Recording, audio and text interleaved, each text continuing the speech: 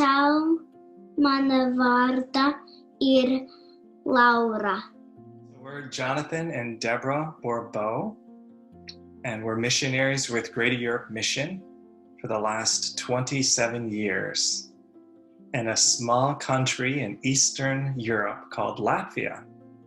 I'm involved in coaching and mentoring pastors and missionaries and other Christian leaders. And so that's probably about 50% of what I do. And the rest of the 50% of what I do is working with two different teams. One is a spiritual life team with our mission. And we provide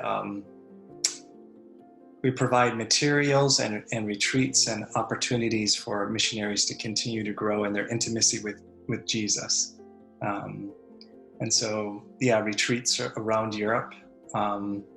And also I'm involved in another ministry that is healing prayer ministry, prayer counseling, to help people experience deep discipleship, freedom from sin or bondages, and healing from things of the past, so that they can fully and freely live their walk with the Lord. So we've been doing that for the past few years. Before that, we were involved in so many different types of ministries, but two church plants, yeah, and youth work, student work, small group ministry. I don't even know where Latvia is. I want to show a map. You want to show it? Okay, you can go get a map. Actually, Okay. We do have. So here, put your finger on it. Yeah. Right in There this it is. little green thing. So, and we'll just try to keep your finger on that same spot. That little green thing. Yeah, the little green one. So, I don't know if you can see that, but Pastor Matt is right here. yeah. So we were flying across the ocean and across most of Europe, up north close to Russia. There's Yep, right little next to Latvia. What language do they speak in Latvia? Latvian. Oh, so how has the coronavirus affected where you live in Latvia? Yeah, we're on lockdown like most of Europe. Maybe not as extreme as Italy and Spain, because it's not that bad here at this point. So no public events such as church events. You cannot visit each other's homes as well. You can visit with one other person, and that's outside or in a cafe. Cafes are still open. Fortunately, kids can play outside. Now they can't play in the children's playground. Right.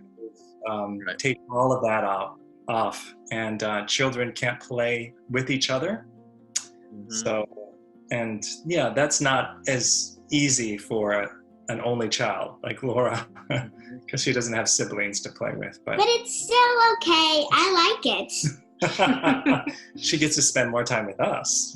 And it's fun. Yes. Laura, how old are you? 6. Oh, wow. I like to build with Lego. Oh, great. I made a Lego world a few weeks ago. That's wonderful. You like to draw as well. Yeah, draw and paint. And paint. Very much. What do you do for school? Are you homeschooled? Yes. Now she is. Yeah. Where were you before the lockdown? Well, I was in the Latvian kindergarten. Mm-hmm. Is it fun? Well, in between. Good answer. Yeah, but my other kindergarten in Canada is this.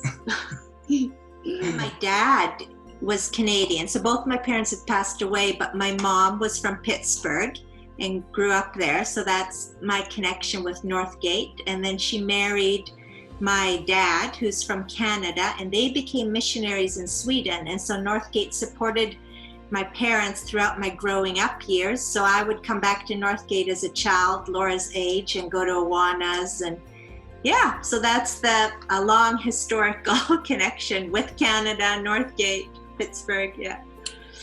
Just this past year, we've been going back, or we're starting to go back for about 4.5, 5 months out of the year, and to Canada.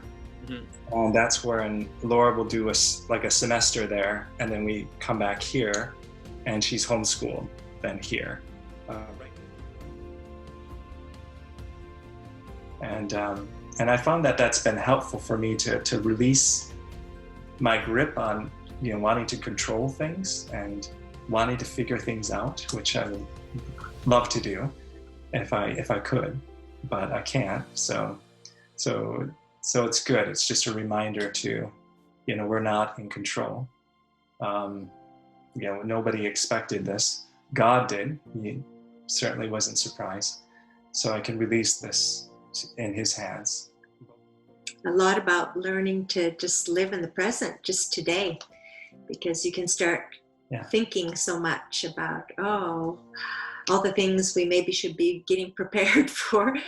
And God's just been calling me back to, no, it's not about that at all. It's about the mission I have for you today. I knew this was going to happen, and I have a mission for you today, to live today. So just really focusing on today and what God has, and simply learning to be available to that and be present to that. And maybe other people experience that too, but I feel like this time of isolation has been like a magnifying glass on my weaknesses, and that they are just revealed a lot more, which is good, because it's actually, I'm finding that it's an amazing growth opportunity for me, and I want to take advantage of that. It's an amazing opportunity to just experience God's grace more. And one thing that's helped me with that is I've actually, during this time of lockdown, gotten involved in a coaching program with Biblical Parenting University. I don't know if you would have heard about them, but it's a parenting program. It's amazing. It's focuses on the heart, but it's super practical. And I'm involved in their coaching program now, so it's helping both me and my daughter Laura, who I work with in the program, just really keep staying on track with Jesus every day, and bringing honor into our everyday relationships. That's been just, I feel like it's just a super good growth opportunity. Yeah. What is your favorite food? Porridge. Porridge. That would be a Canadian way of saying oatmeal. Yeah, with lots of berries and nuts and all kinds of good stuff. Raisins and everything good you can put into it. Do you have any encouragement or advice for us back here in Pittsburgh? We're going through similar things together. This pandemic has given us common ground with everyone in the world now. So any advice for us? And I'm just encouraged. I think it's an encouragement for you too, that we're together in this, Yes. We're together with the Lord in this, and the Lord knew this was coming, and He has a plan and a mission for His church and for each one of us in His church in this time. And it can often feel kind of like a marathon, I think, like you need a lot of endurance, but that He knew that we would feel that way, and He's going to provide that grace that is perfected in our weakness. I think we all are feeling our weakness more than ever these days. So, hold on. What did you want to say? When can I leave? Oh, when can you leave? Okay, you can leave. Thank you, Jonathan and Deborah and Laura, for this wonderful interview and for your words of encouragement to us and your update on your ministry. So I'll let you give a farewell greeting to the church. Just want to say thank you so much for your many years of faithful prayers and support. We love being with you, and we're looking forward to seeing you again. Blessings on you during this incredible time that we're in, and may God bless you. Yeah, I just echo those words. Thank you. And it's actually been more than 50 years that you have stood with first my family and now our family. That is an amazing heritage. So we just celebrate your heritage with you. Right.